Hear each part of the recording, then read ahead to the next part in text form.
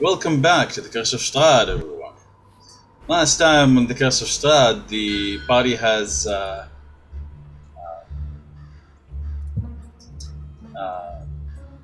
met with Ezmerelda Davenir. Through discussion, it turned out that she is the student, or someone cares about, Rictavio, aka Dr. Rudolf van Richten. Dr. van Richten has been traveling with you for a little bit. However, it seems his leg has gotten some sort of infection from an unknown source, and he's currently down for the count, recuperating in Vallaki. His companion, Lysa von Zervik, the vampiress, has also accompanied him, and while Godfrey went with you. Unfortunately, it seems that while you guys were talking to her, exploring the tower, mainly by Honorim,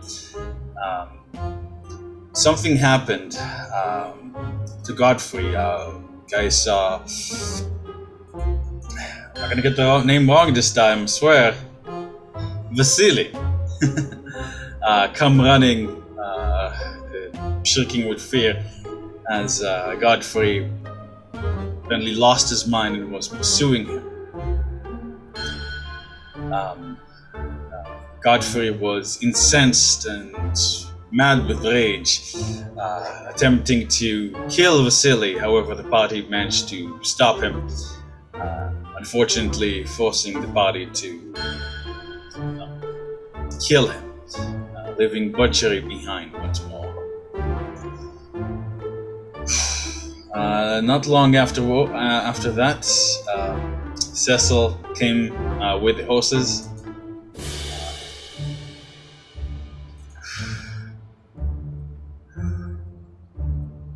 A bit dehydrated, and the body was able to calm down a bit as Vysillia is very clearly terrified and is scared of both the tower and he's very shaken, like, after all the events that happened.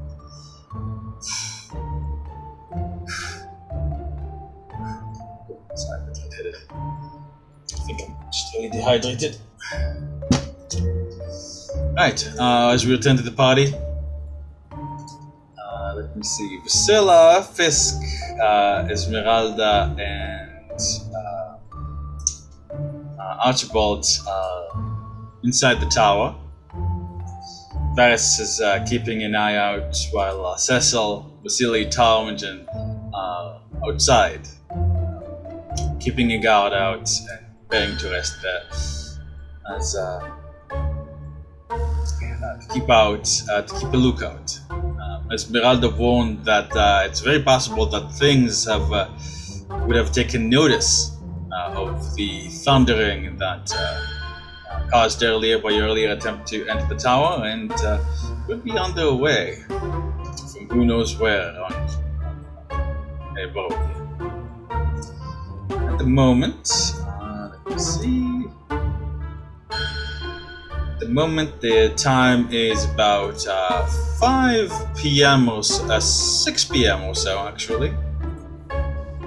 It is getting quite dark. The mists are also getting rather thick. And let's see. So, Honorim, are you able to check? Are you able to see through the session recorder token? Check. Nope. Oh, I see why. That's strange. The token for it didn't save. Let me, yeah,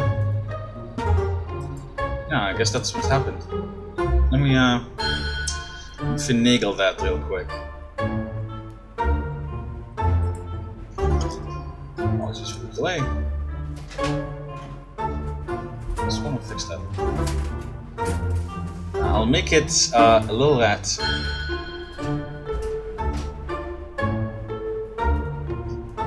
So, be like, oh, daddy. So vision, night vision. That. And that. So it should be good now.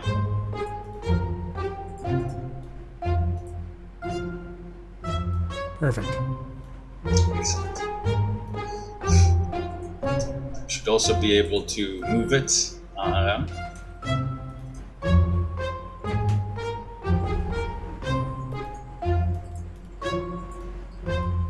Is that working out for you?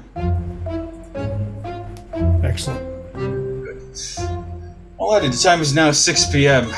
Vysillia is constantly looking, kind of you can tell Talmadge Shore being next to him is just giving off a very nervous energy. He's trying to take up as little space as possible. He's constantly fiddling with the amulet around his neck. A rather fetching silvery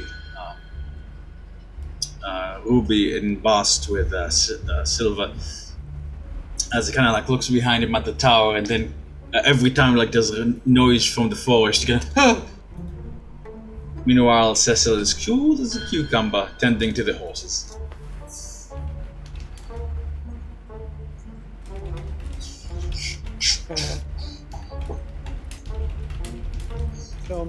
Stay cool. We're all here. Not going anywhere. I'm staying out here tonight.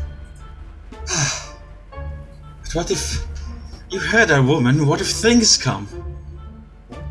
They come here or anywhere else on the road. That's what happens when you travel. Shouldn't we? Do wish I could have. Oh, I don't know. Oh, I think she glanced at the tower again. I don't know how you people can feel so comforted inside one of these things. Don't you know they're the death traps? The stories I could tell you. Ugh. Do tell. I'm curious. Oh, well, he seems a little bit put on the spot. Well, you see, when I was a young lad, a band of wizards came to Barovia. This was about 20 or so years ago. They took over Valaki for a little bit, basically using their spells and illusions to control the Borgo Master and force everyone to do as they please. They had this huge wizard tower that just popped out of nowhere in the middle of town, and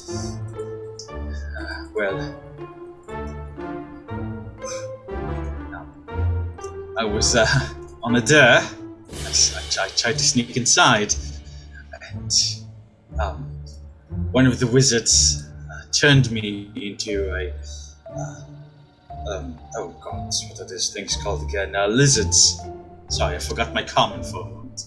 It turned me into a lizard, and I was kept me in a little jar,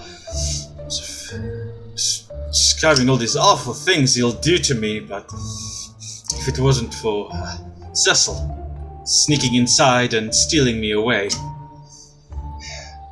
Nods to him, to the man still tending the horses, washing them gently. I think it's very easy to say I owe Cecil my life 3 times over, and even more. Like a good friend. Yes, he absolutely is. There's no one else I look up to more or admire more.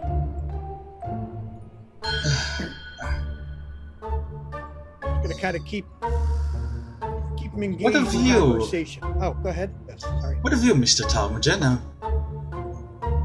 I could tell that your friend Honorim, and I believe you as well, can do a little bit of magic. Wiggles his fingers. I never took to the stuff myself, especially after what I've gone through, but I always sort of wanted to, honestly. I feel maybe if I knew a little bit more about it, maybe I wouldn't be so scared of it still. Just a tool, at least for me. Honorum's the real expert at that stuff.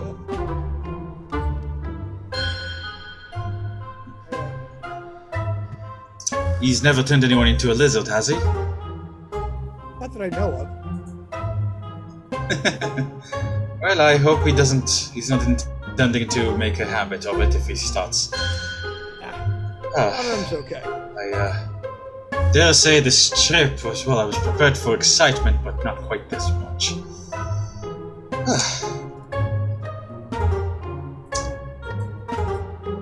We should be more straight line to the destination.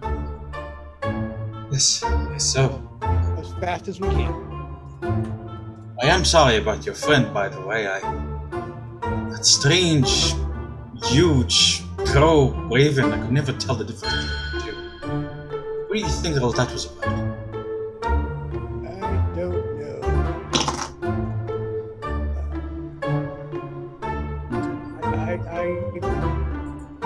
Something was interested in making sure that fight happened, but this is Barovia.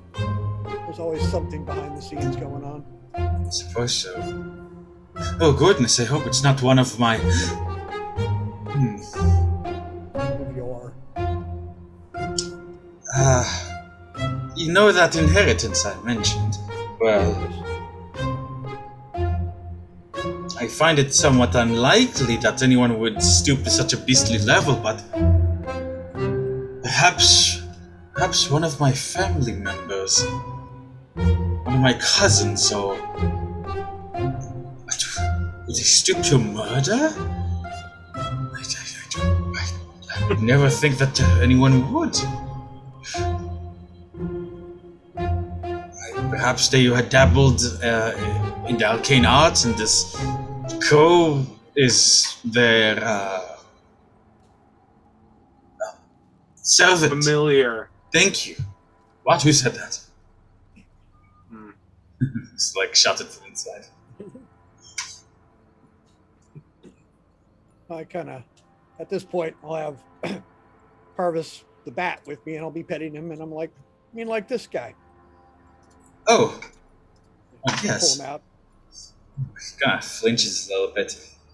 Sorry, I have a bit of a thing about bats. Did you know they poop everywhere, even when in their caves? Very unhygienic. Quite a trade in bat poop, I'll have you know. Empires have been built over it. Over bat poop? Oh, yes. Makes the crops grow. I respect the ingenuity of the outsiders every day. Well, it's getting rather late. Thank you for being a bit of company. I rather appreciate it. I'll be close by. I have to take a walk and check the area out and make sure we're safe. Stay here, stay close to the tower. Will I'm sure do. Your friend will keep you safe. Right, well. Good night to you, Sir Tomjen. Cecil, I think it's time to set up the tent. Cecil wordlessly sets about to set up the rather fancy tent.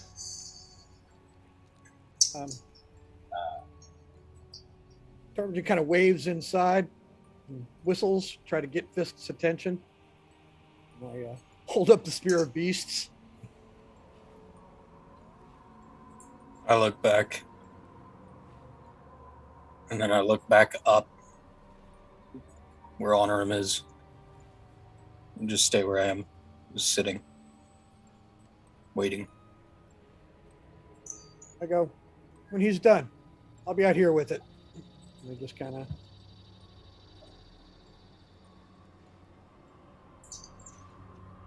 Good night, Sir Varis, Sir Tomjen. Wish you all a pleasant sleep. Silly and Cecil.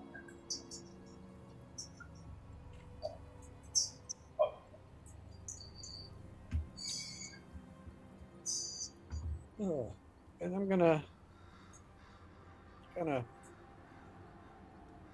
sit here, just kind of keep a sleepy watch, just kind of leaning against the wheel of the wagon. bundle up with a fire near me. Winding back time a little bit, Anare, you hold, you immediately recognize the tome. This is this is your master's main spellbook.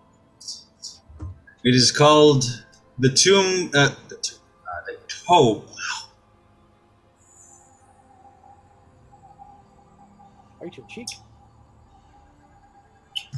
Yep, that's blood. Ouch. I forgot to put on wax. Ah. These goddamn things. I'm getting an appointment tomorrow to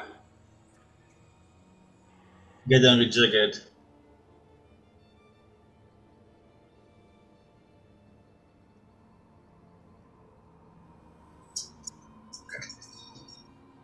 So, in the little cubby inside the desk, several things. Staff, spellbook, and a ring. The spellbook is called the Tome of the Learned Scholar.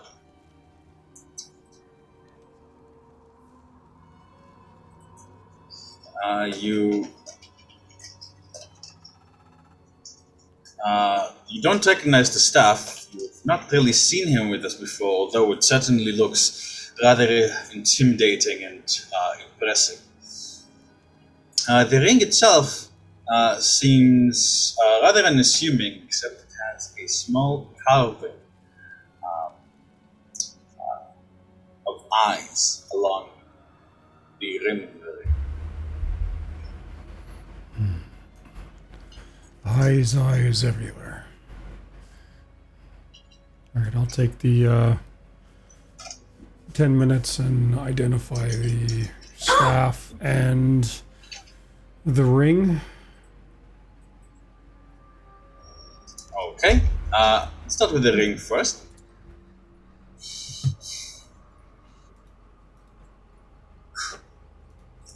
Alright, now you identify the ring as the Ring of Mind Storage. This is an attunement item. This ring contains a simulacra made out of your master's memories. When attuned to it, you can converse with your master. At least the simulacra of memories that was entombed, enchanted into it.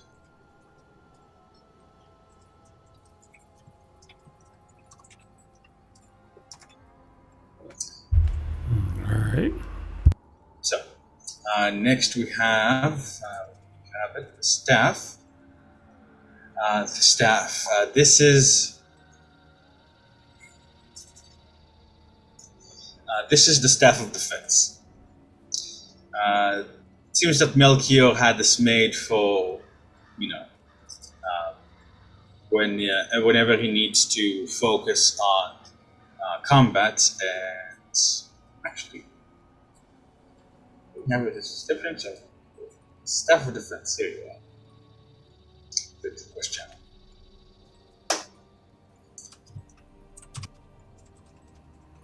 So, with the staff, you have, while holding the staff and attuned to it, you gain a +1 bonus to your armor class. It has 10 charges to field spells contained within it. With the staff in hand, you can use your action to cast one of the following spells, either Mage Armor for 1 charge or Shield for 2 charges. No components are required. It gains 1d6 plus 4 each day at dawn. It explodes if you roll a nat 1 on a d20 if you expend all the charges, and it can be used as a bonking weapon. A bonking weapon. Excellent. A weapon of bonking, yes. I think that's the technical term. All right, I'm going to attune to that immediately. All right. I'm going to drop the sage's finger. Actually,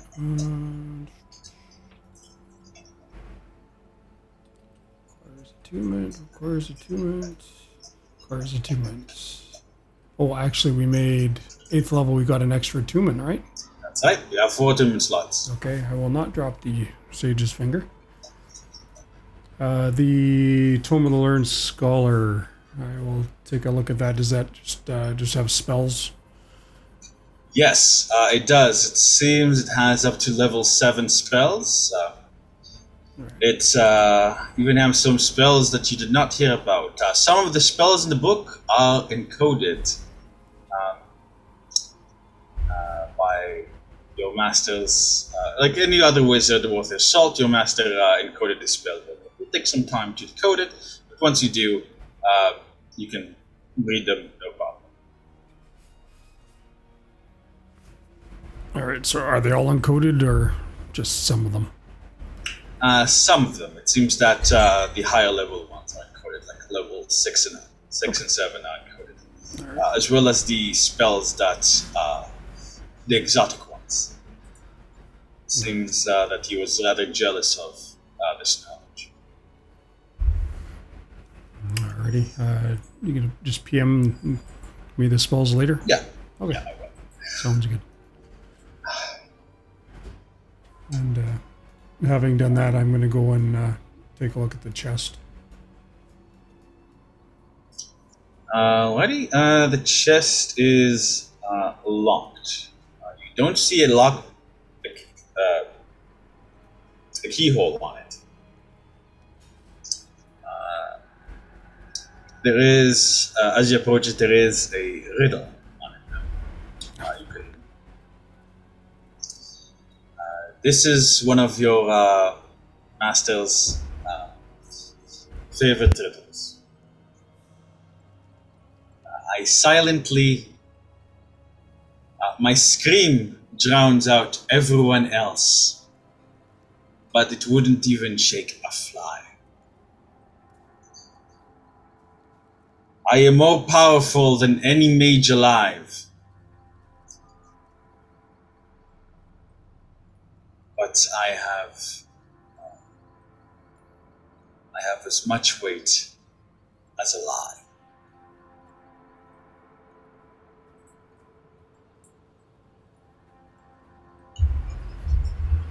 And has he told me this riddle before in the past?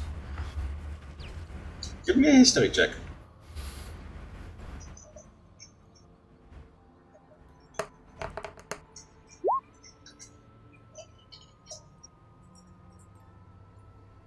History 16. Yeah, he did. You have a feeling you know the answer. However, like last time, if you solve it without needing to tell you the answer, I'll give you a fate point. Well, you already have a fate point. I'll give you a point of inspiration. I am not good with riddles, so.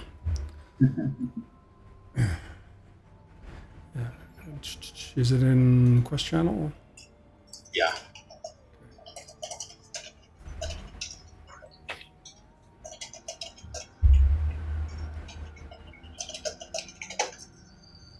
My scream drowns out all, but wouldn't shake a fly. I'm more powerful than any mage alive, but I'm as weightless as a lie.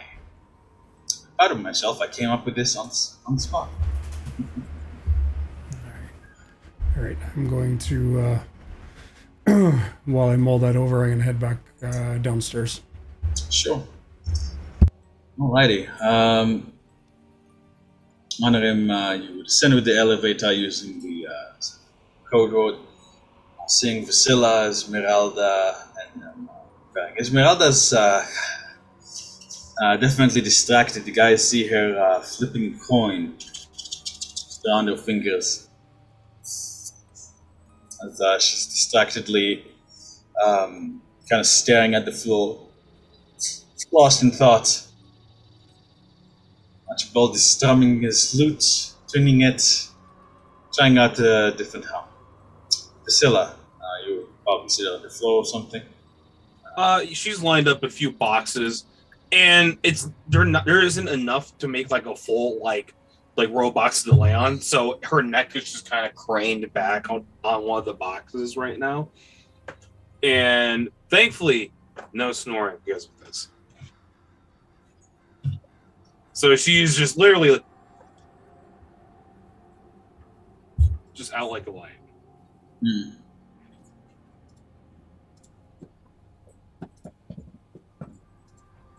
Alrighty. This This- has wandered out to me. I'm gonna just, without a word, hand him the sphere of beasts.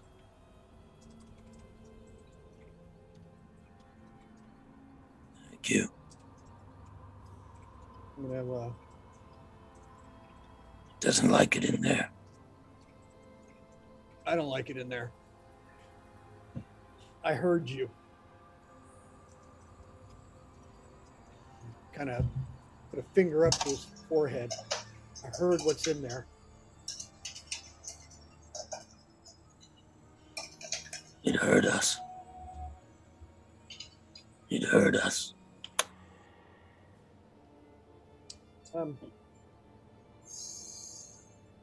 Can you do me a favor?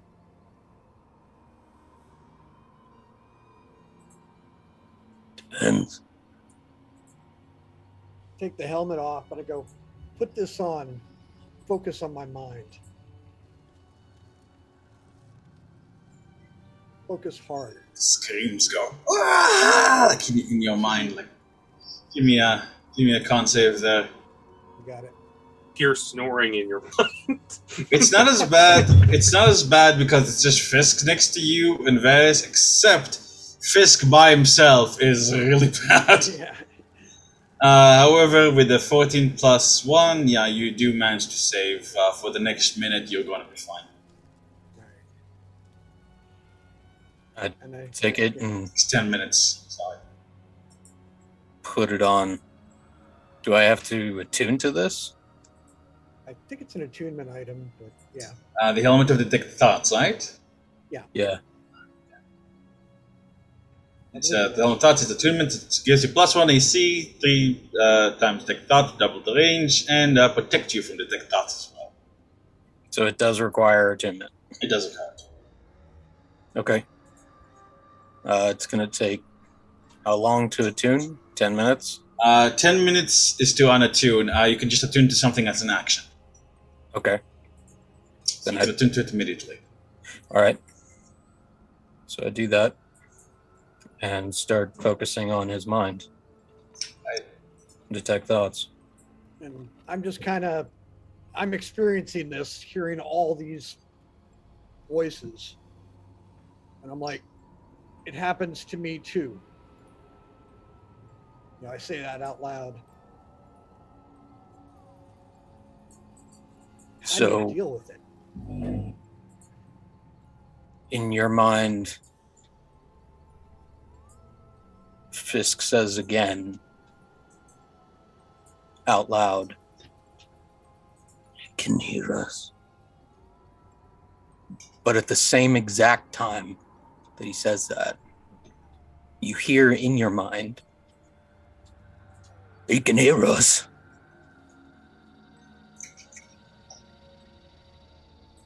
And then immediately following that, you hear the voice of a little girl. "He can hear us, Mom." And Fiske says out loud again, "You can hear us."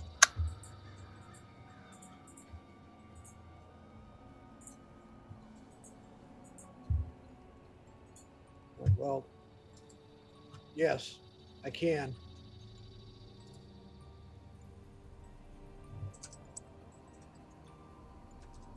We are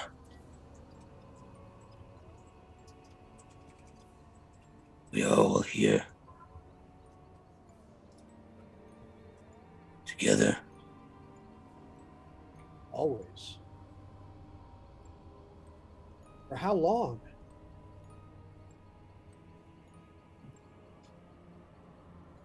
You hear all of the voices at once, different tones and intonations, a woman, a man, a girl. We don't know.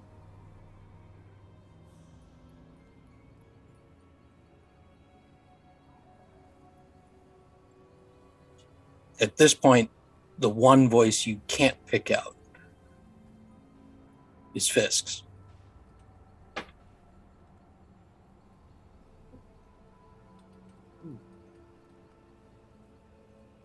Okay. Fiske, if you can hear me, this is for you. Anybody else that can use it. And in my thoughts, you kind of actually hear me chuckle. And you start seeing a memory. Dark night, going up a ladder, up onto the deck of a boat. Silent. There's no wind. Clear sky. You can see the stars. The water's so smooth, you can see the stars reflected below you. It's like flying in space. Just the tiniest whispers of the water and the wind. And Termigen's inner voice goes quiet as he's just experiencing this night. And the overriding feeling is just silence, calmness, and peace. He holds on to it for as long as he can. He goes, I can't give you peace and quiet, but I can give you a memory of silence. And I kind of ask for the helmet back. Before he does, you hear a voice in your head, deeper, gruff. We used to sail. We've seen that before. We felt that. Thank you for trying. And he kind of gives a half smile. Just cans it over, puts the helmet back on.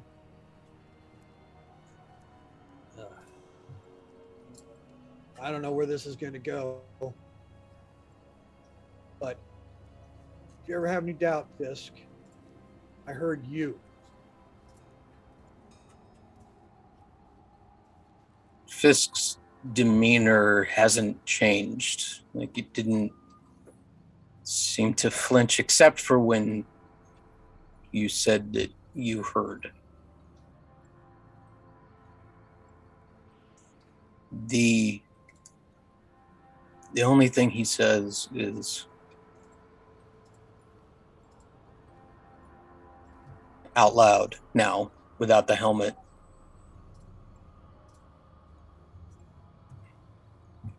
Fiske is here.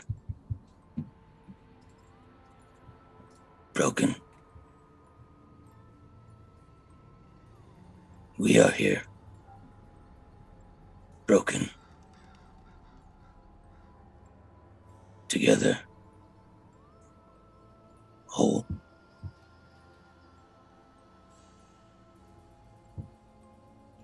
Fiske Kind of needs us. We need him. We are Fiske.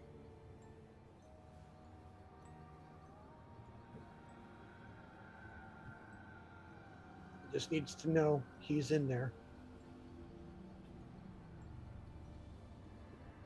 Daughter just kind of lean back. Make sure Fiske has the thorn doll and Darmian's going to sleep.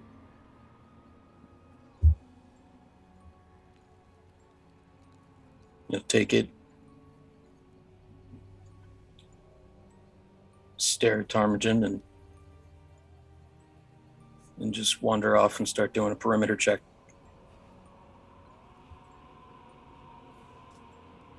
Okay. Let's see.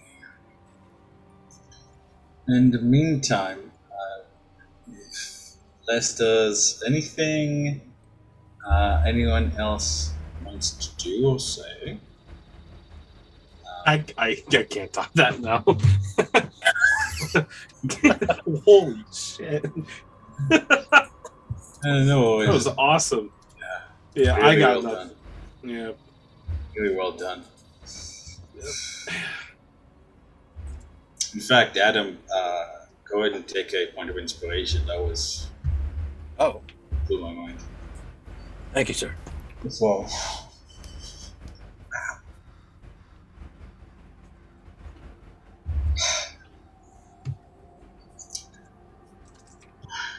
Sorry, that damn, when I'm speaking, it's pushing the wax aside, so it keeps poking into the lip over and over.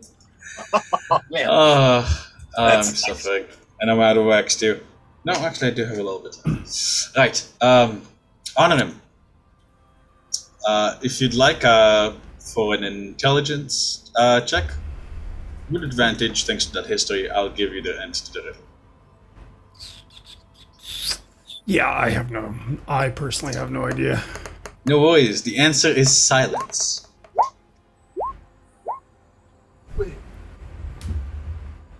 Oh, thank God for advantage. Oh, shit.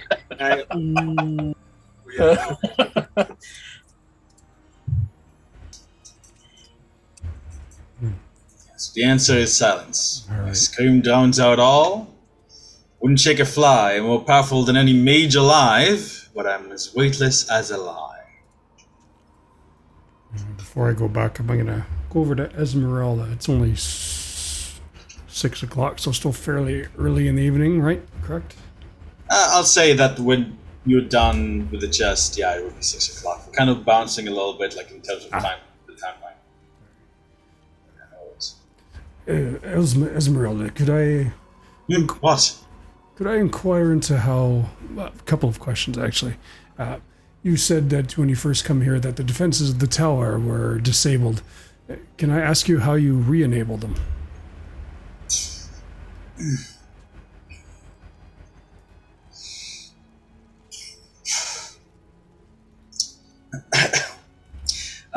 She says, well, I figured that there must be an easy way for the wizard who lived here to do so in a moment's notice, probably like a ward or something, and you know how wizards are, they're kind of forgetful. So I assumed he just wrote it somewhere. So when I entered inside, I looked around and climbed those damn chains. Upstairs I looked, and under the bottom of the writing desk, there was a word. Test. Vysil. All it was is just protect me. Whew. It was pretty useful, honestly, but now that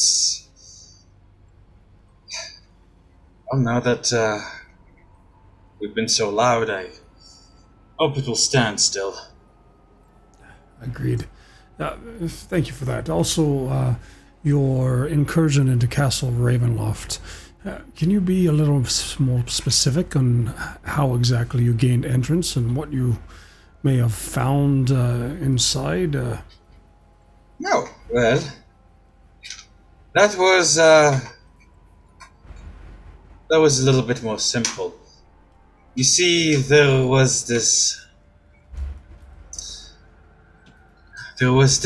scrawny elf fellow that I noticed him landing nearby where I was parked my wagon. I hid. This wasn't here. This was in another area. He said some kind of magic word, and then this massive hut on a couple of chicken legs just materialized in the thin air. He went inside, and, well, he left his carriage untended to. I put two and two together, creepy elf, creepy carriage. I hid under the carriage, and, well, let me tell you, holding on to dear life at about 600 meters up is not something that I want to repeat again. As the carriage landed, honestly, I thought that he knew that I was there, but he just left. And well, when it was dark completely, I snuck out, climbed, it was really creepy, honestly. The front doors were just left open. I snuck inside and started having a look around, trying if I could find Van Richten. And, well, I was found instead.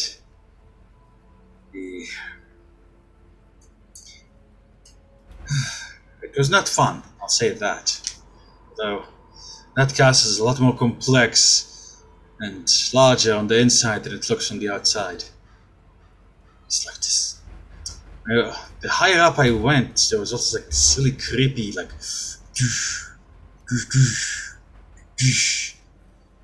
the beating of a giant heart, and I constantly felt like eyes on my back. Wouldn't want to go there again alone, at least not in a hurry. Especially not now that I know that I don't have a reason to. If I were to provide you with a parchment and a writing implement, do you think you could, in your leisure, write down as much as the layout of that you came across of the castle? I'll try, but it was rather dark, and I was more running for my life for about half of it. I can tell you a little bit about the staircases and about some of the dangers I've encountered. There was these... Around towards the end, there were these 3 women, vampiresses, who chased me as well. I think they were playing with their food, basically. I barely managed to get away with my life. Alright, I'll reach into my pack and I'll pull out my my magical pen of everlasting ink and some parchment, and I'll pass it over to her. Right. So I set about to write things down. Alright, and with that I'll excuse myself, and something has just come to mind, and I'll head back upstairs to the chest and use the password. Alrighty.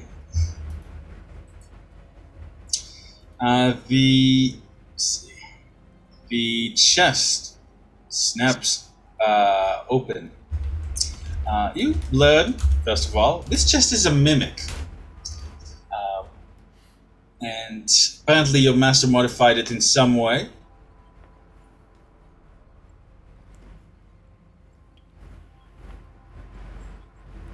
Sorry. I hate these damn things. Apparently your master modified it in some way to also function as a storage. The mimic lifts. You see that the mimic has body is like partly mechanical as well. It like lifts its tongue, and underneath here is what you find. I'll just put it all in the quest channel.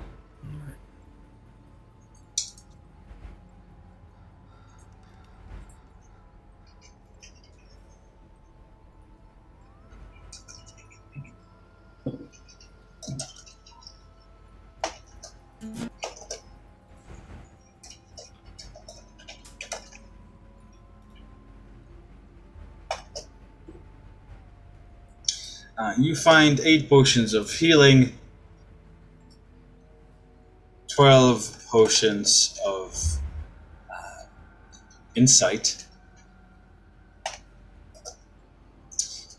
4 potions of arcane rejuvenation, levels of level 4.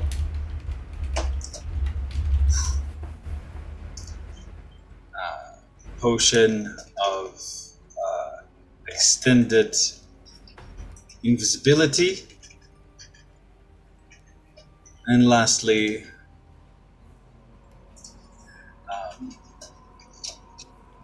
what seems to be a wonder withdrawal. No, it's not. Never mind. Wonder recall.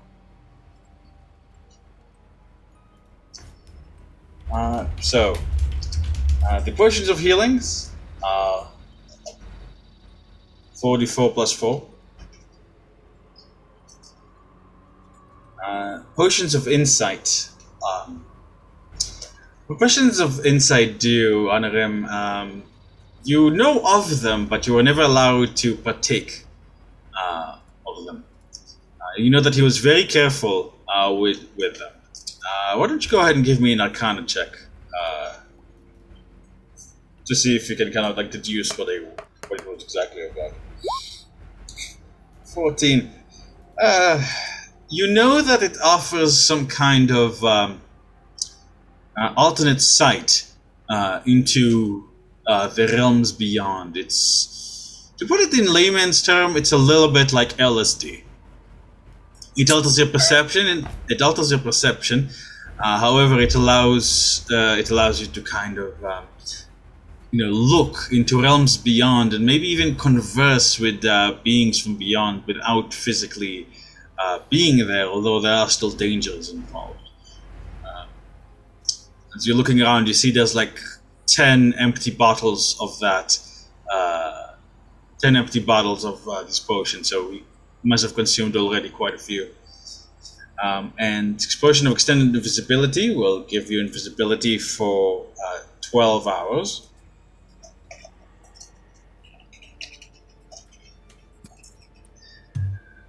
And a wand of recall. The wand has 4 charges. You do need to be attuned to it. The way it works is like this. You designate a place as a monument.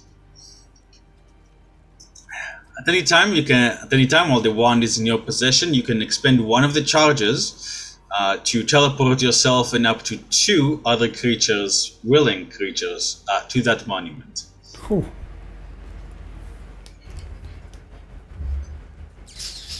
Does it have a recharge at night or in the morning? It recharges 1 charge a day. Each additional creature takes 1 charge. So it's charge for yourself, charge for, like let's say you take 3 other people, you'd be using up all 4 charges.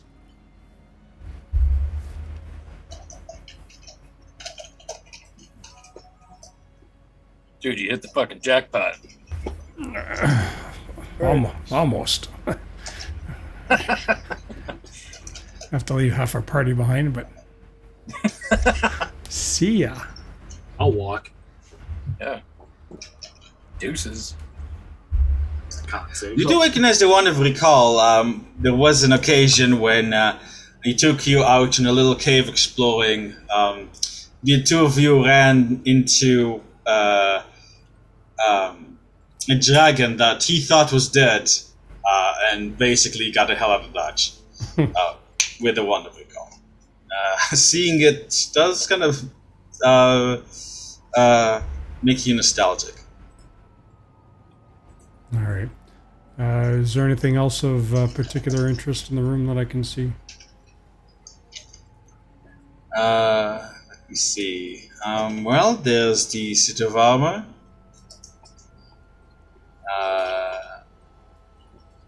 There's the desk. And the bed, the little night table slash it's like not a night table. Sorry, it's a dresser. Opening it, you can see you bought a few robes, travel clothes, stuff like that. But as far as you can tell, like that's most of the magical things. Oh, the bed did ping as magical. Looking over it, it seems that you recognize the enchantment. This is a spell to simply... he had a bit of a bad back from all the studying and sitting he was doing. The bed basically helped him sleep at night with its magic. All right. Excellent. With that, I'll head back down. Okay, gentlemen, as I'm going to put you down so you guys can converse if you need to. I need to commune with nature. Let's take a 5-minute break.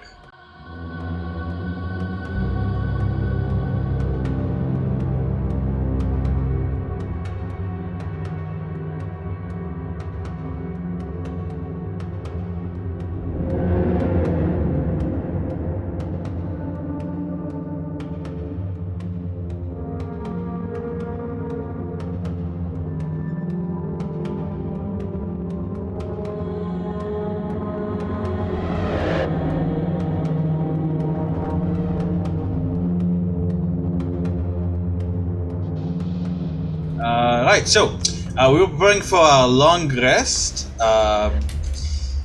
And honor him, you just got a little bit of loot over here. So something about the staff, the wand of recall, is that you can only have one monument at a time. In order to indicate a different place as a monument, then you'll have to, cancel the first one.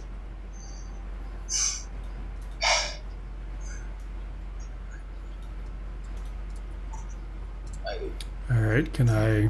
Do I have to be there to set it, or can I set it? Yes, to you do need to be there, with a wand to set a location as. All right. One thing I wanted to look through is spellbook, just to know now if there was the spell to summon his tower. Let me see. So summoning the tower itself, in the state that it is, it seems rather run down. But let me check. Looking through the book, you don't see it, but you think it could be one of the encoded spells. Okay, good enough.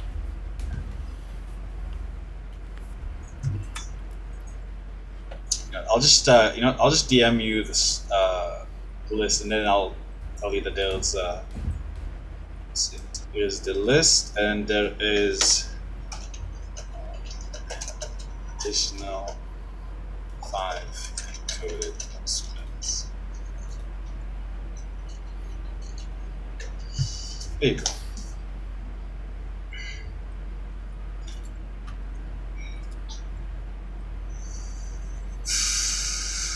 Okay. Ezmerelda, meantime, finishes sketching. There, done! And then she looks around, she sees Archibald kind of Vysillia startles you a little bit. Oh.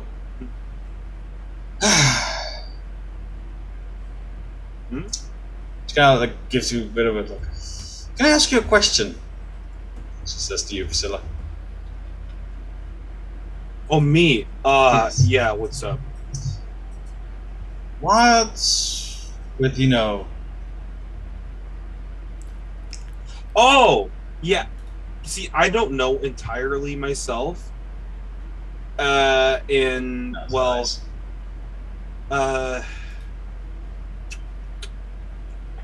So here's what I like. My personal theory. I have a few, because let's say Are you a vampire of some sort, or a were creature? See, I thought I was a were creature, but I actually talked to your mentor, and he gave some insight that he didn't seem super inclined on that. Yeah, that's him, alright. Not exactly inclined to share information too easily. Yeah, He'll make you think that he does, and then he'll just leave you behind, stupid and clueless. Yeah, okay. My point is, because with the drakes, one of the mages put it best, and their approximation is the best example I've had, is whatever I've been afflicted with has this structural integrity of a house that's collapsed in on itself. It's really hard to fix, and it's not entirely deliberate either. It's a solid foundation magically, so it's not like it's going to reverse or implode on itself, I hope. But whatever it can be done to fix, it would take a lot quite a lot of effort, expertise, know-how, and time. So I've just said fuck it, and I'm just living with it. As darkness begins to descend more and more, suddenly you see sconces light in the tower. She looks up around. That's nifty. I hope it's just nifty. I think I'm going to ask your friend if I can keep this place as a base. Oh no, he might charge rent. Just keep that in mind. But, That's fine. I'm fine with that. I don't think I'd mind. I do have a little bit of money set aside. I mean, Van Richten's money that he left me is some kind of compensation for leaving me, but still.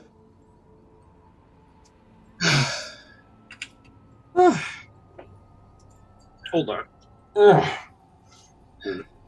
You know, I always wondered, like, and it's kind of the morbid curiosity that got me in this whole business. Is say, if we had to track down some other creature or something, and it's part of why I put myself on the front line of finding out if I was ever bit or afflicted by something, and finding out maybe that's what I was the whole time. Say, a werewolf back there or something had come up and give me a nasty dash, and nothing had happened.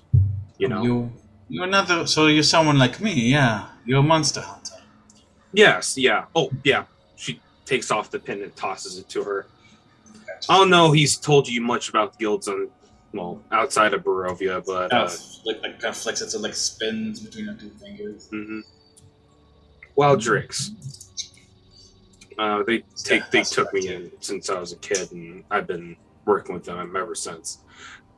So kind of like me and Van Richten. A little, Did they also shoot your parents? No.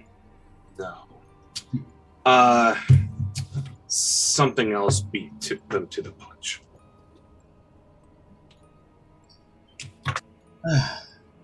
Their parents, eh? Well, I don't mind mine. Mine were fucking assholes. And honestly, after what they did to him, I probably would have shot them too. It's a little more complicated than that. It was bittersweet because, I fucked up. The reason why I can't figure out what the hell is wrong with me is, I'm kind of shit with magic in the first place. Took me 10 years to sympathy. Yeah, 10 years to figure out 2 spells. Can't even do a cantrip. Nothing like that. Not even the simple prestige bullshit they talk about. And whatever. Are you familiar with the hearts around here in Barovia? No. What's that? Well, I'll give you the abridged version of that. Apparently, there's some magical, mystical hearts and shit.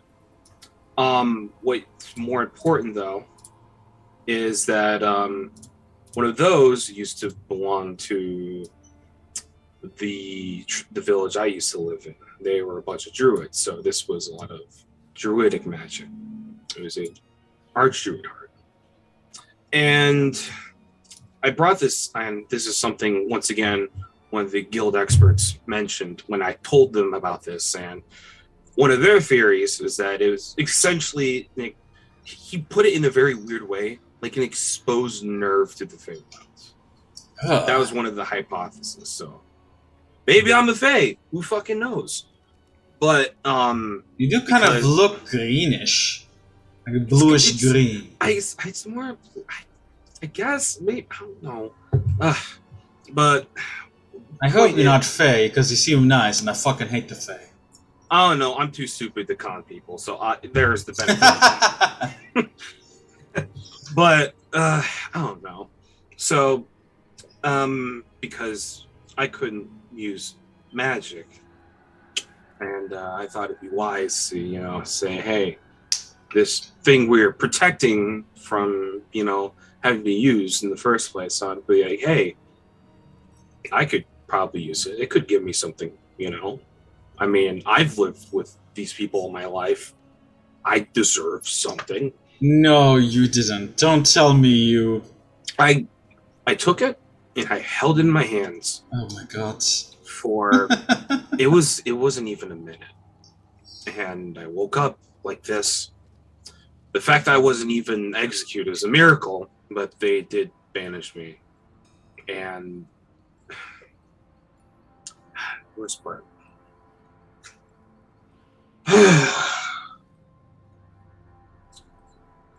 It takes a special person to protect V hearts.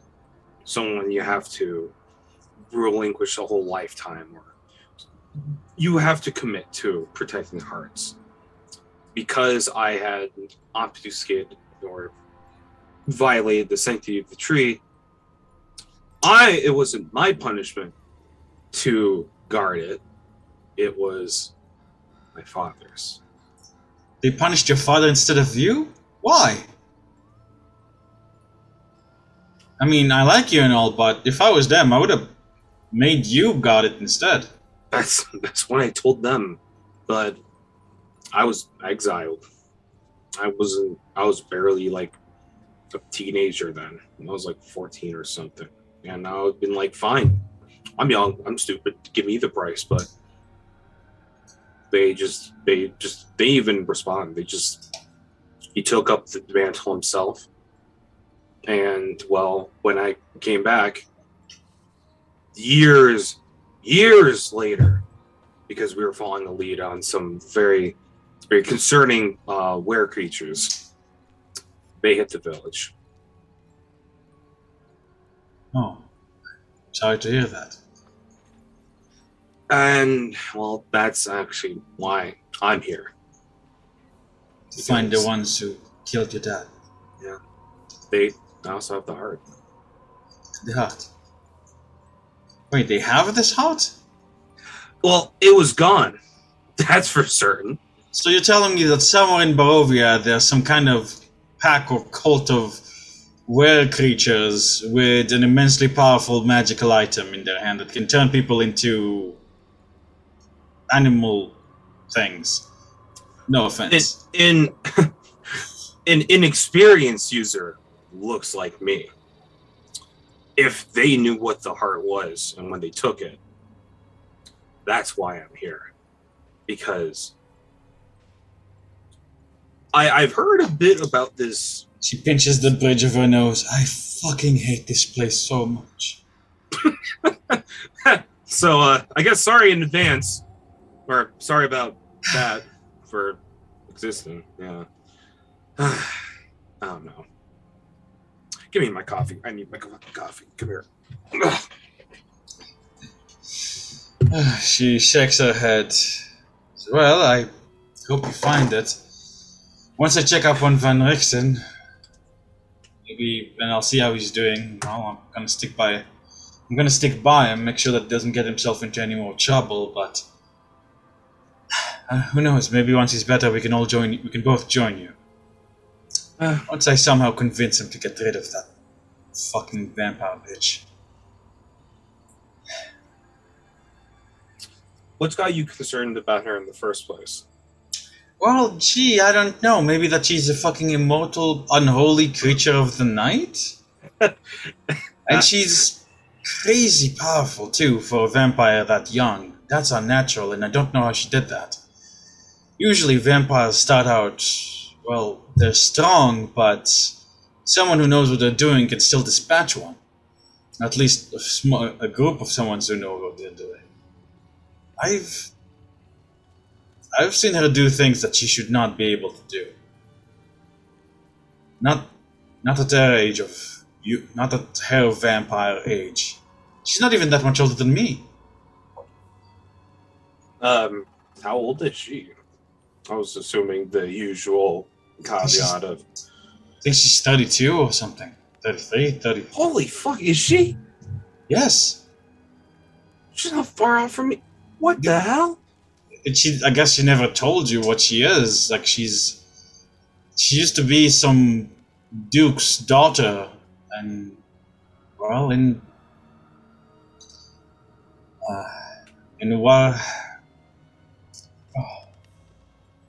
Zarovia. Now,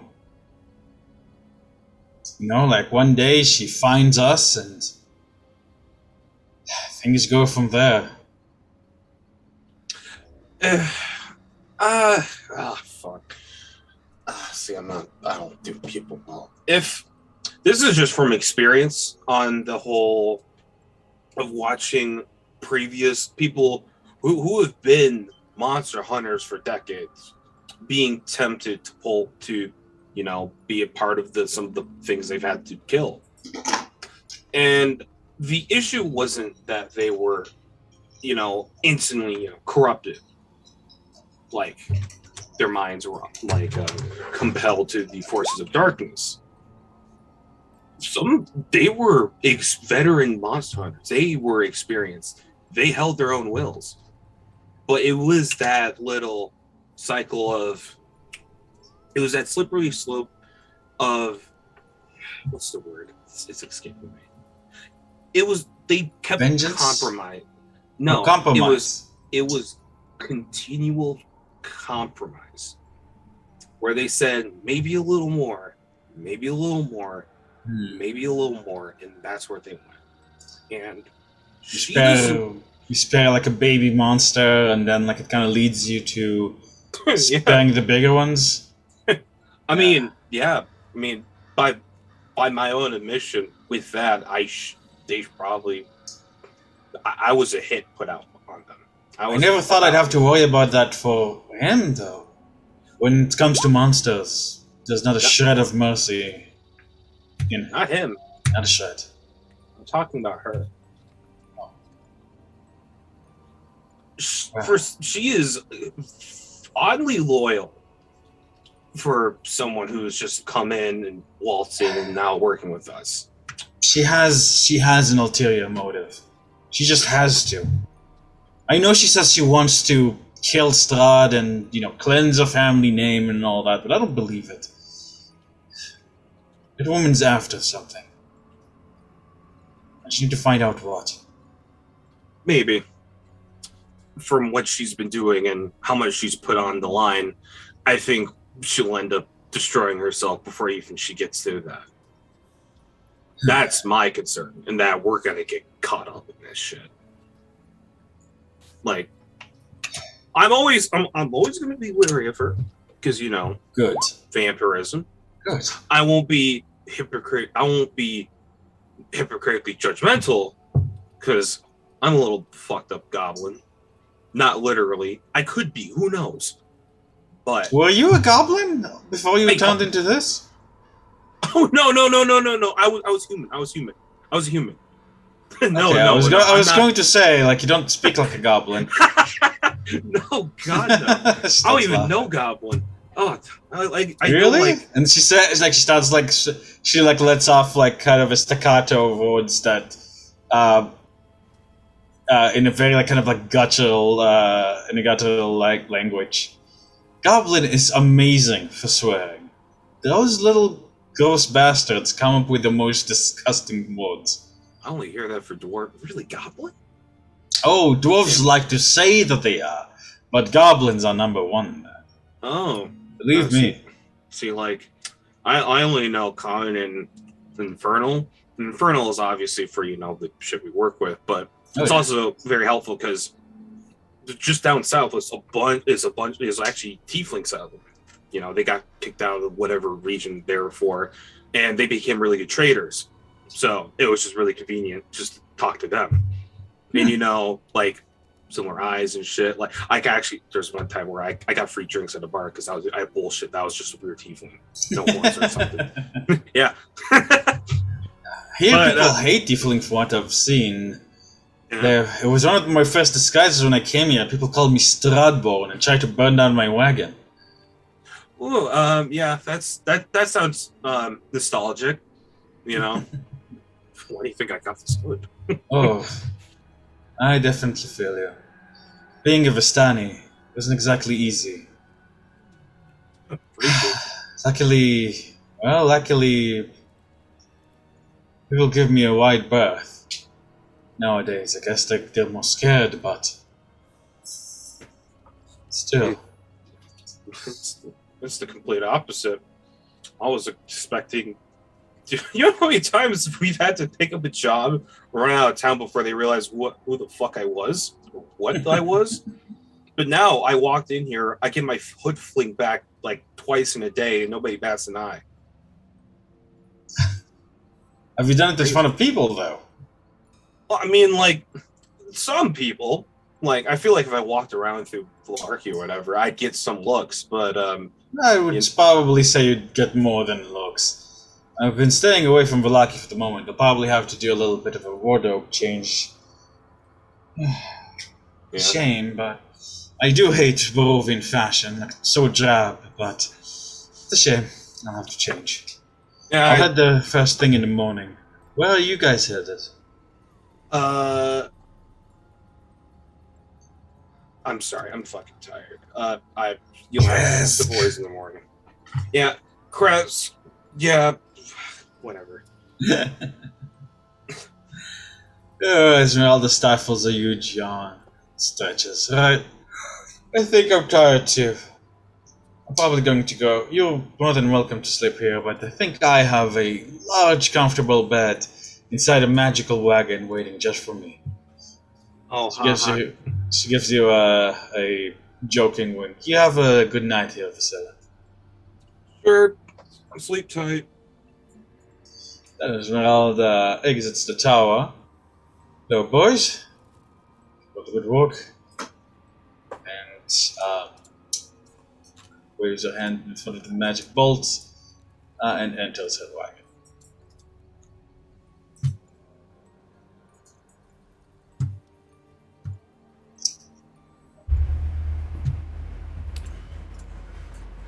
This is where she starts storing. Alrighty, gentlemen. Okay, so so I don't believe I've done it yet. I'd like get people to give me your wisdom saving throws for the night. Roll for odds. A couple things before bedtime. Okay, of course. I am going to use the sending stones to send a message to Von Richten. Hope you are recovering. Ask Lucia if she knew Vysillia and Cecil before they came to her the other day, and if so, how long? So. No answers. No, I'm kidding.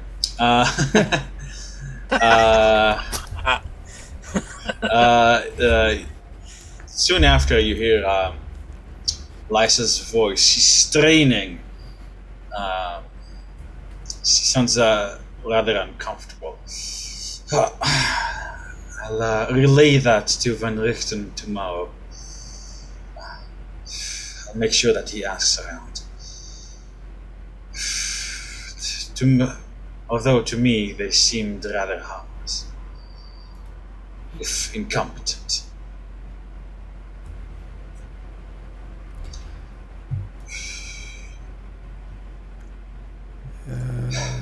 All right, and I am going to those bug eyes, bulging spider eyes that I found. Is it only, can anyone cast the spells that I put in them? Anyone who's capable of casting spells, yes. Okay, so you have to be a spellcaster. I am going to use one of my spell slots and put fly into one of them. Right. Can you DM that to me so we have a record of that? Yep. And I'm also going to memorize a spell tonight, and I'll DM that as well too. Oh. And I do have the doll. Who needed the doll? Just would have grabbed it from you before Okay. you went out. All right, so Fiske has the doll. Yep. And I am going to go up and sleep in Melchior's bed.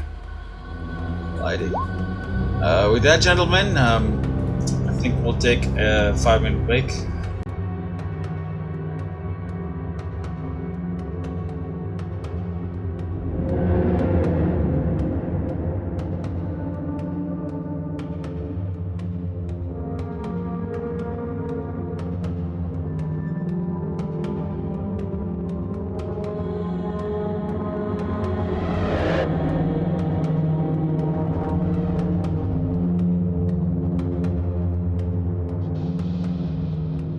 Alrighty.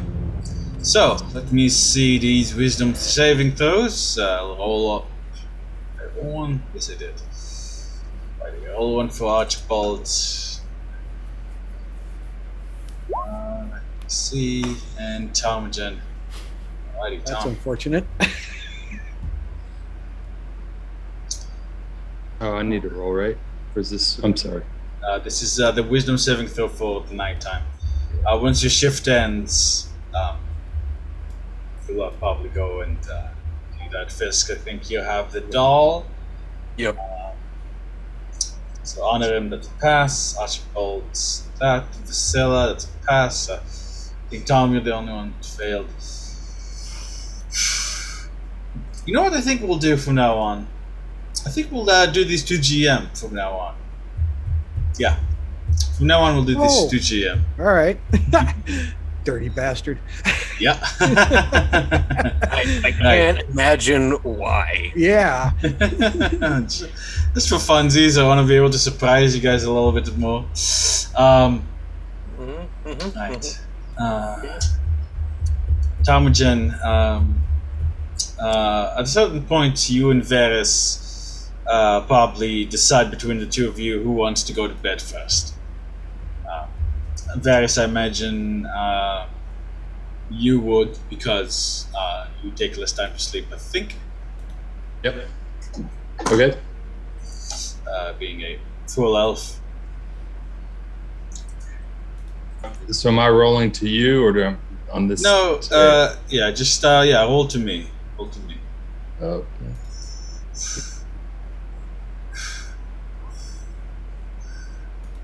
Right, thank you. Okay, so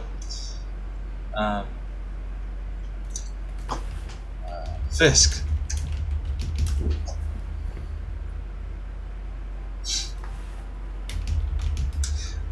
It's now completely dark. Ptarmigan has gone to sleep by now. It's just you and Varis outside, keeping an eye out on the sky, on the forest.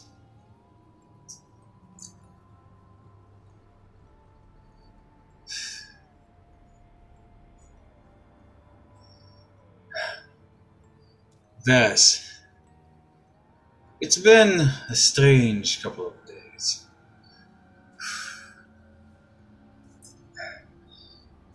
You've seen your first real dragon. Well, real, given amount. Real blue dragon. You're pretty sure no one in your family has ever dealt with it. Not personally, at least. And you still feel the excitement of that encounter in your mind.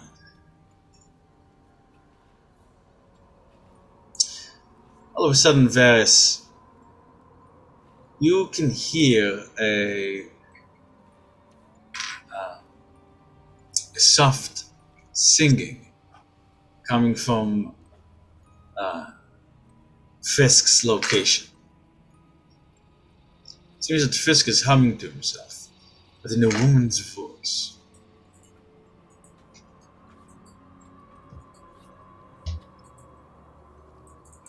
Okay, I don't even know where Fiske is right now.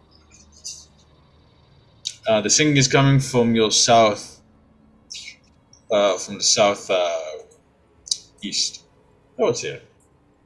Okay, well, I'll go up. I'll move up. Right there. See Fiske swaying in place as he's watching a flame hovering in midair. It's rather strange. It's definitely not Fiske's voice. It sounds like a woman sultrily singing in a language that you do not recognize. The language is harsh, but somehow enchanting as well. Okay, I'll yell out, Fiske. What's out there? And Fiske turns to you. You see that instead of his usual eye color, his usual bright green eyes, like twin bright flames dance in them. Pardon the deception, you hear a voice says from Fiske's mouth. I just wanted to get your attention. While everyone else was occupied. Okay. You have my attention. What's going on here? I've taken an interest in you, Mr. Varis, wasn't it? Yes. Varis, the mighty hunter, the mysterious man. And as Fiske starts kind of stepping closer, you see he's engulfed in flame that reduces the fur away, and it begins to grow larger and larger. You see his form changes, his legs twist around, becoming normal. You see a beautiful woman, breathed in fiery gown.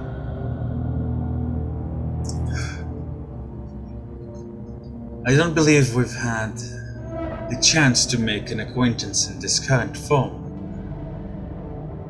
My name, as you know me, is Bucephalus. Syphilis. Can I have a syphilis? Yes, it is the fiery nightmare that Strahd rides. Right. Okay. So Varis will say, you have many more powers than I anticipated. Crashed, sorry.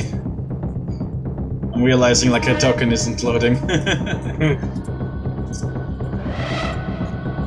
I am a powerful demon in my own right. I've allied myself with Strahd because he's a powerful man. Powerful men are what I like. He's also given me much power over the years. Power that I've used to my contempt. However, I'm stuck in this realm. Something I was not aware would happen when our bargain was first struck. What was the bargain? I serve fully in my sealed alternate form.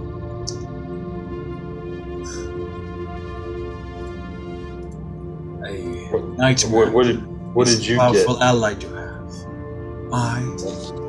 Strahd is blessed by dark fate. The dark powers of this land feed off him. He doesn't even know it. That's something I will be telling him anytime soon. I sought to become one of those powers, to feed on him more directly, the darkness festering inside him, this once noble man. I did not anticipate my imprisonment. I've seen the way you look at me. You admire my power. You admire my elegance form. Tell me, Varis. Think of what your family and friends would say if you were to return to them triumphant astride an actual beast of Hell's legends, or in my companionship. Can you imagine the adulations, the glory that would await you? You're smarter than everyone here combined. You keep your thoughts to yourself. I've always been attracted to the quiet, strong types. Moves a fiery hand along your chest, and you can feel the tss of flesh It doesn't like burn, it's almost like vapor rub on your chest.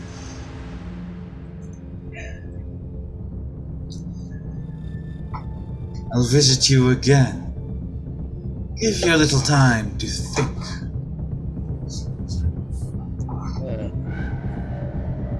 Maybe a little bit of time.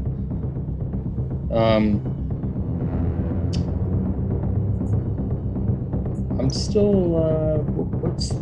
What's the offer? Other than me coming home with glory and trophies and honor. My What's in it for you? offer is this.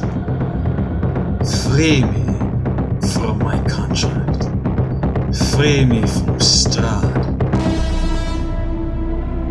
It will be difficult, I know. I can only return to my true form like this in your nightmares. In the nightmares of others. He does not allow me to take it on my own. She kind of cracks her neck like this, and you see her head like kind of turns like 180 degrees, and then snap, 360, like all the way facing you again. Such a crick in the neck, being stuck as a glorified horse. Well, to be frank, your other form is much preferred.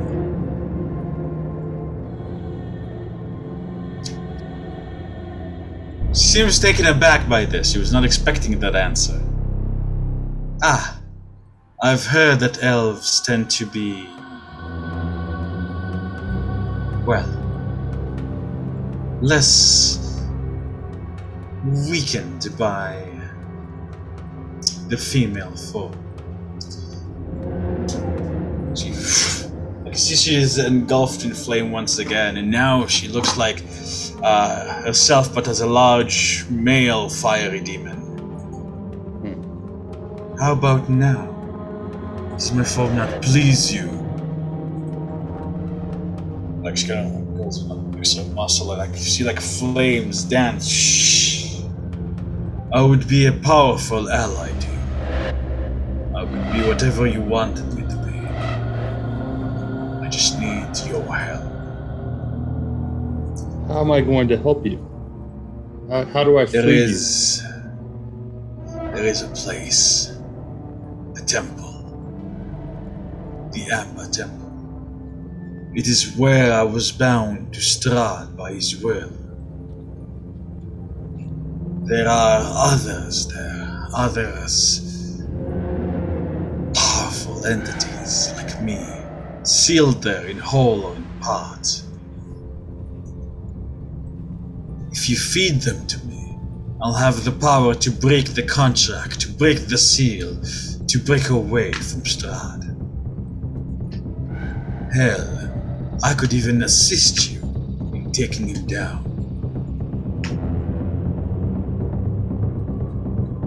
It would be much easier. Much, much easier. If I had that power. She kind of gauges you to see if you prefer like the more masculine form to the feminine one.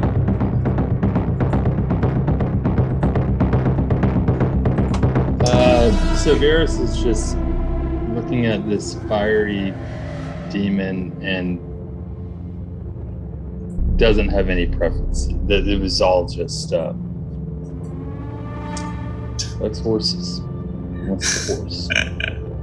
You can see that, like, even though it's hard to tell with a demonic face, you can definitely see that you've hurt her pride.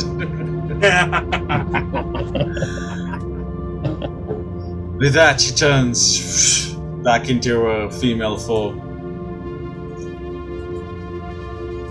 The location of the Amber Temple is hidden for me by Strahd's design. Hidden very well. After all, it is there that the seeds of his power, of everything that he is, were sown.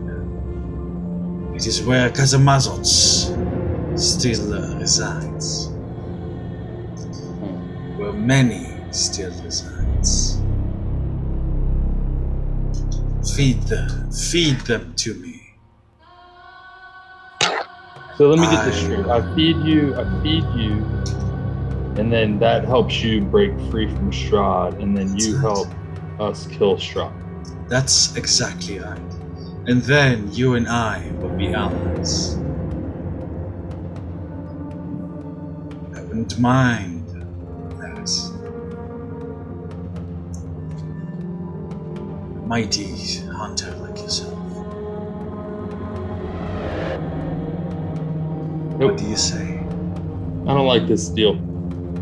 I don't like this deal, and quite frankly, you're not my type. So I think this is a hard pass.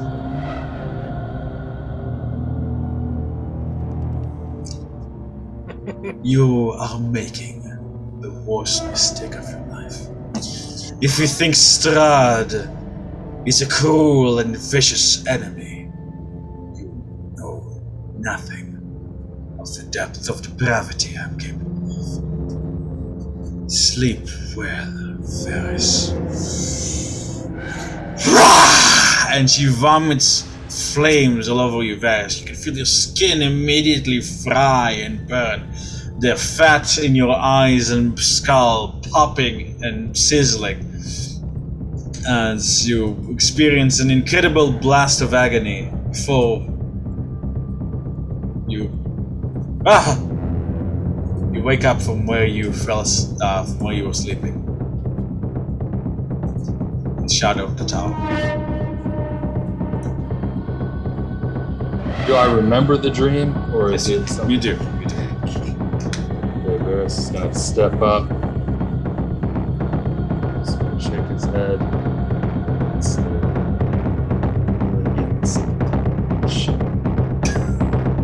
And walk over to wake up Carmagin. Vysilla's snoring still. It's important roleplay details. Carmagin, you just experienced an incredibly strange and fucked up dream where you watched Varis stab Fiske in the back, and then Fiske turned into a fiery hose, and then Varis started making out with it, and then burned in the process. And when Varis wakes you up, you're like, ah! What the fuck? I just gotta look at him and go, you don't even want to know my nightmare. Eerily, Varis, you see Fiske sitting in the same spot, and he is humming in Fiske's voice to himself. Okay. Just staring into the darkness. Both Carmagin and Varis, please take a level of exhaustion. What Vysilla dreamed about. Let's see, Vysillia, your dreams were uncomfortable and generally unpleasant, but for the most part, it's the kind of dream that you don't really remember upon waking up. Oh, okay. I almost regretted asking. You're fine. I'm like, oh, this is gonna be some fucked up shit too. Guys, I think I'm going to take a little break. I need to commune with nature real quick. I'll be right back. Alrighty. Damn, how many bonus actions you got? Oh, This Bathroom man rogue. That comes morning time. Today is particularly heavy with mist.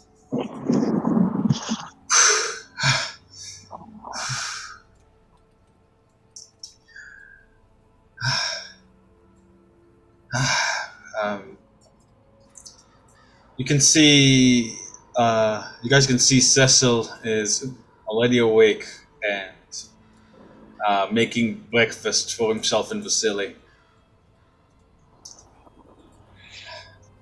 As usual, it's giving off quite a nice smell.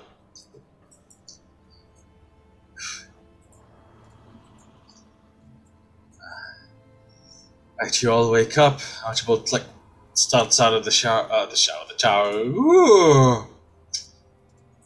Well, Well, I slept like a baby. Never mind. Don't say it. He waggles a finger. I didn't say anything. Esmeralda. It's just like power walks away. Yeah, like starts out of her caravan. Right. Well, I slept like shit. Me too.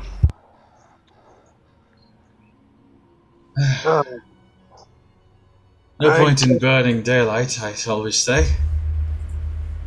I know. I intend to have breakfast before I hit the road, and I start making a fire.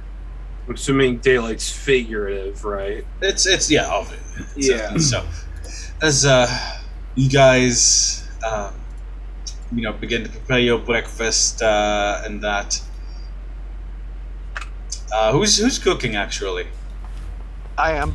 Not me. I guess Archie. I mean, hasn't Archie cooked? Yeah, he likes cooking too. Yeah. We'd probably be tag teaming it. There's enough people. I'll sit and supervise. It's my duty. You guys, as Archie will say, yes, I wouldn't mind cooking. Certainly. Be fun, little. Should be fun. And Archie sets to getting a campfire going. With a little bit of prestidigitator. And get a saucepan and everything. Cracks a couple of eggs in it. I am, as I said, supervising the fire. When he's not looking, I'll pick like a small, like a small piece off.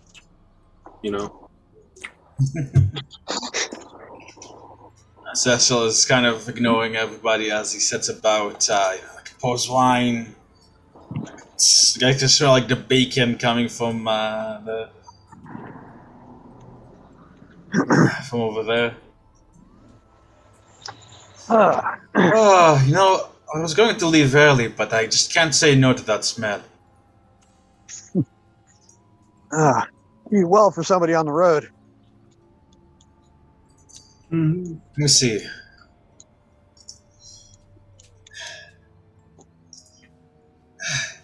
Oh God, I don't remember even the last time somebody else cooked for me. It smells delicious. Yep. Just a reminder, we gotta make sure that we all take our fair share. She takes another one off the grill. Each of you grabs one. Varis grabs one. Vysillia grabs one. Plate Ezmerelda, Fiske, Strahd. As you guys turn to this, as you guys kind of see a hand reaching down and helping the plate. Strahd is standing there. To you all. I see that you finally managed to get through that tower defenses. Holy shit!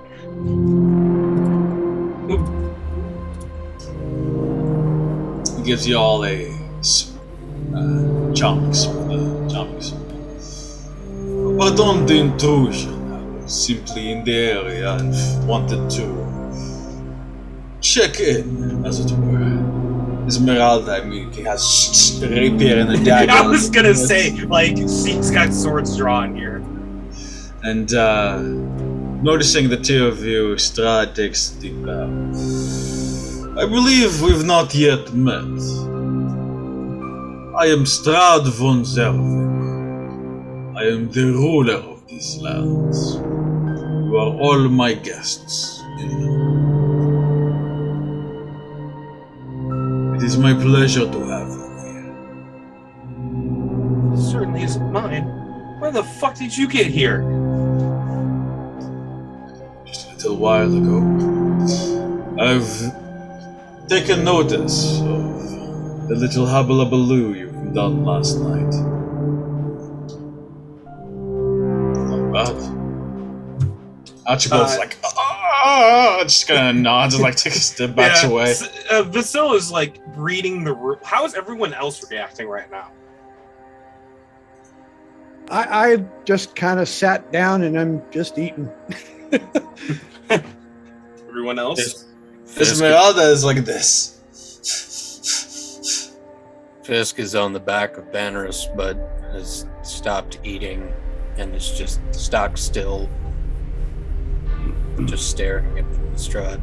Varis is sticking out his arm, just telling, and just like hold back. Yeah, I get you. So, yeah, she's Like gonna to shake his hand or what? No. To the I forget the lady behind me. What's her name? Esmeralda. Yeah. Yeah. I'm just Like you're kind of like holding Ezmerelda yeah, back. because she was bringing out all of her weapons. I'm like, no. Yeah, so Vysilla's looking around and just slowly sheathes and just kind of sits back down. It looks obviously still on guard, but just kind of a 1 second. Do we have enough for seconds? Not as good as Radin's cooking, but you certainly have talent, my friend. I won't intrude upon your breakfast over long. No, I simply wanted to... Well, it has come to my attention that a certain miscreant has entered my domain. The miscreant you have come into contact with. Where is the location of the Illithid?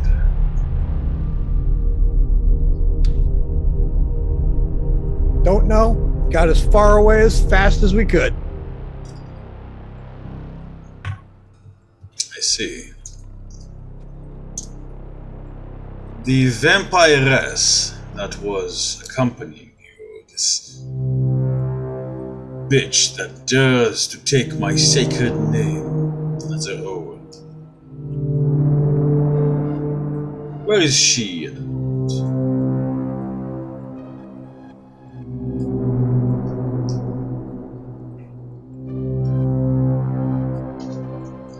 Why would I tell you? True. Like you see, he looks to Vysillia. Vysillia, give me a wisdom saving throw, please. Oh no! Ah, shit! Alright, I mean... do we get any advantages with Archibald for these? Does this cooking help us with this save? No, unfortunately. Please, no. It's not. It might, maybe if it was a con save or something, but Alright. Pretty sure he's not a paladin. Sausage of undead resistance. 17 plus. What's the 8 from? Can you add superiority die to your saves? Yes, I can.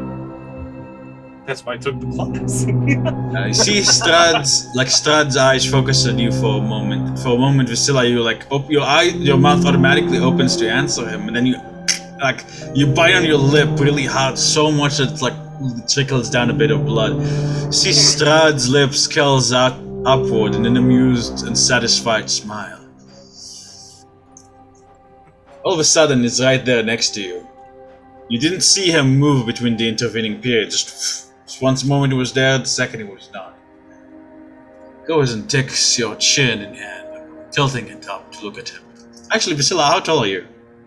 She is sitting right now, so but she is like 6 foot. You can feel his grip is like metal. It's like you can feel him before like you can really think to react. You can feel him like kind of manipulating your head for letting go. What an interesting and charming woman you've acquired. We're gonna go through this shit again. Nice to meet you too. You could use your eyes, and only your eyes. That sounded Very well. I merely extended the courtesy of asking because we are acquainted. We do not have to be enemies.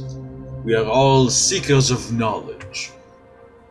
We all want to break free of this place. Put it practically, I guess you're right. More of the breaking free part. Tarmingen's looking around, going, "Does he see Vysillia anywhere? What?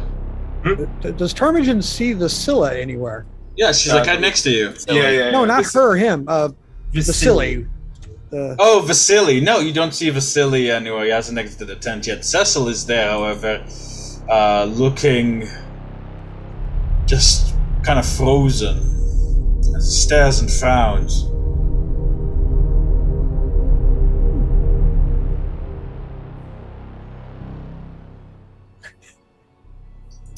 So, how about a trade?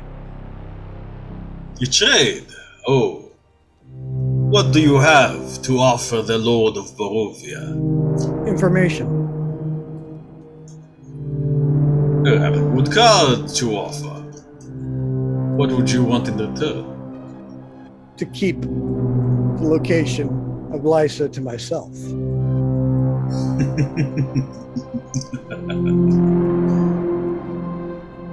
That sounds interesting. What is the information in regards to? A threat to someone important to you. His eyes Not narrow. Irina. Someone important to the god of Barovia. You deign to know who is important to me. Very well. Amuse me. You have Strad von Zervik's sword that I will honor our bargain. Good. I have learned enough. You're a man of two mothers. His eyes immediately go to widen and then narrow again.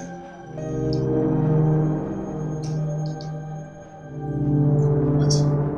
The one that remains is under threat.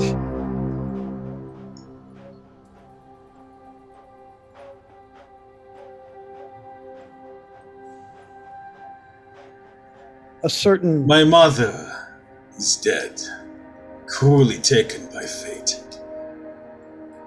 I assume you're speaking of the woman Lysaga, though I know not of how you would have heard of her. She's... When Barovia and the seal around it was established, Lysaga was already banished from me. I know. Had she been in these lands, I would have known. No. Tarmigen, you see him. He suddenly appears standing over the fire, standing in the fire, and as the fire sputters around his feet, not daring to burn him. And you Varis is his brother's Varis, Tarmigen, and Archibald. I'd like you to give me Constitution saving throws, please. As an incredible chill passes through your bodies.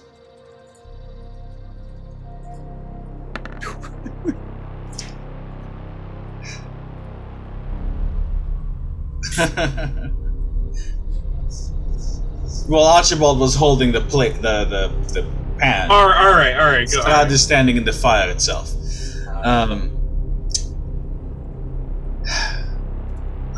Let me see. Tarmigen and Varis, the two of you find that your feet almost up to your knees have been frozen to the ground. Ezmerelda, I kind of just to jump back at the last second, but Strad pays her no mind. How did you come by this information?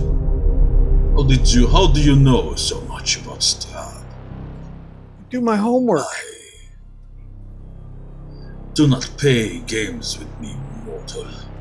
Remember who it is you're speaking to. You speak, or you are, I am speaking to the king. I kind of give him a little bow. He seems somewhat mollified.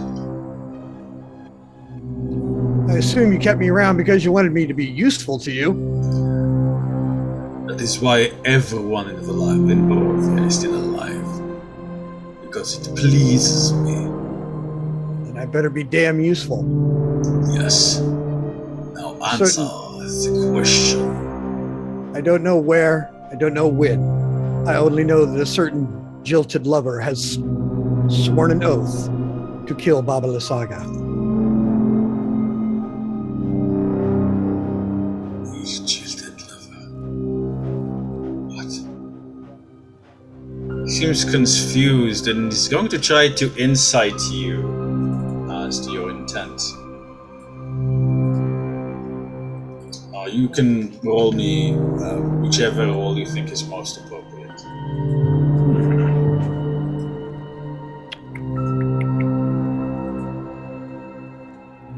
What would it be? There it is.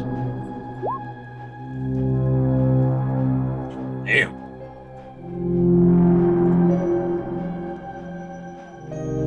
Ooh la la.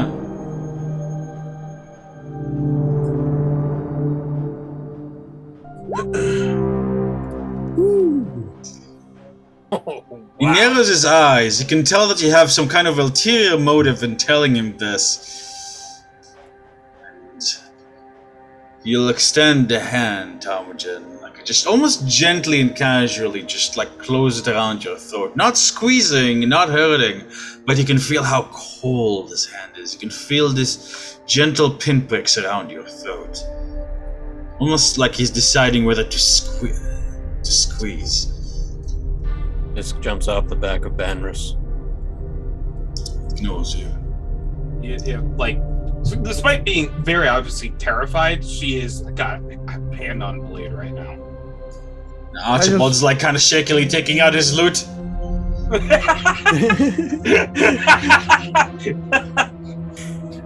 Ezmerelda's like repositioning herself like to behind him. I just kind of lock eyes and say, I wouldn't risk this if I didn't know how dangerous you were.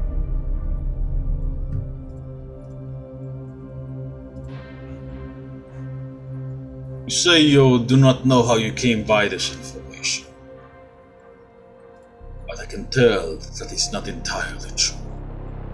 Of course not. I've never lied about that. I will work to my intentions as well.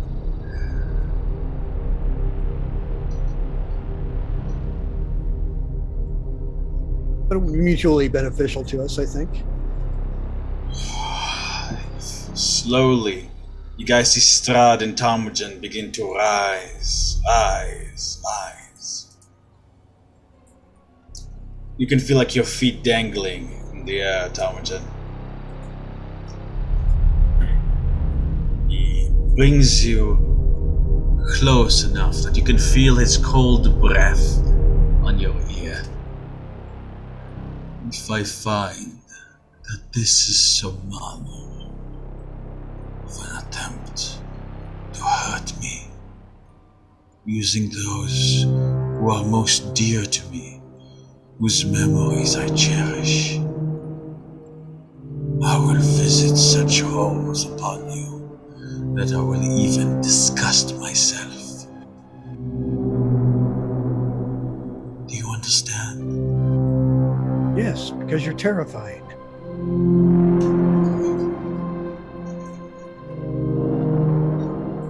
With that, Strahd lowers and Talmujan lower back down.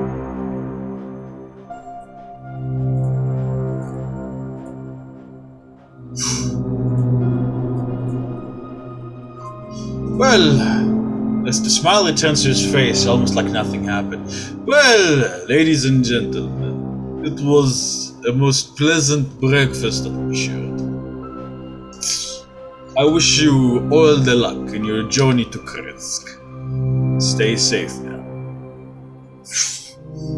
He turns into mist, disappearing. Holy shit! That's the guy you're.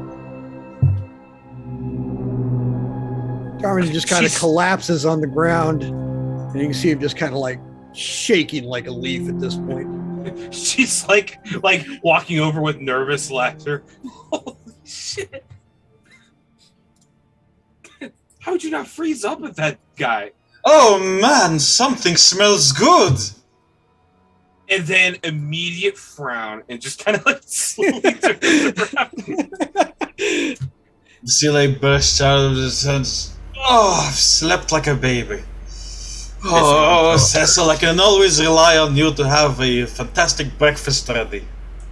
Fiske comes over and looks Tarm right in the eye, puts a hand on his shoulder, and kind of pushes him upright onto the stool. Doesn't say a word. Just locks eyes. And then looks to the asshat walking out of the tent. He doesn't seem to notice that everyone's in kind of a... Because everyone's just kind of cuddled together. Like, he doesn't seem to particularly notice that there's this foul mood going on. Cecil, you look like you've seen a ghost. And you burnt the breakfast a bit, too. My apologies. Oh, silly. Oh, that's alright. I don't mind it.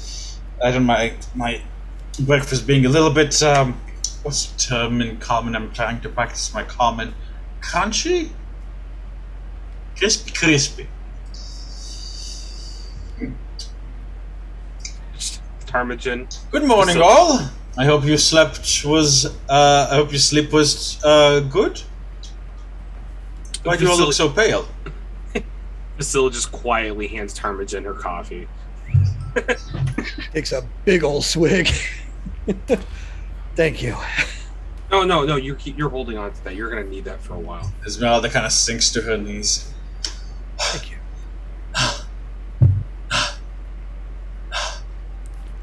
Fuck. That's him. That's him. He spoke to you all so casually. Yeah, I know. It's utterly terrifying. He's insane. I can practically taste it. It's left. We don't like him. Apparently, he doesn't know how to keep his hands off of people, too. What a fucking creep. He is the king. Well, like Varis, and Varis, like, fortunately, like, he's still stuck in ice. Ezmerelda kind of like, oh, do you need help with that? Okay. Yeah, little help, please. Sure, like, you guys, like, see Varis is, like, turning blue, like, kind of shaking, and, like... Yeah, hold on. Ezmerelda's like, oh, damn, like, starts, like, with her dagger, like, tack, tack, tack, tack, tack, working away at the ice. No, you get, hold on. Let me see that. She's gonna give it 2 taps, and do I need to roll for this or anything, or is it just easy? Now that he's gone, it seems to, he's not concentrating on anymore, so it's just regular ice now. Ah, okay. Bam! Cash! The ice kind of falls apart. Oh, God. Your feet are, your legs are cold. Bluer than me, holy shit. Yeah. Oh, 1 second, I need to answer.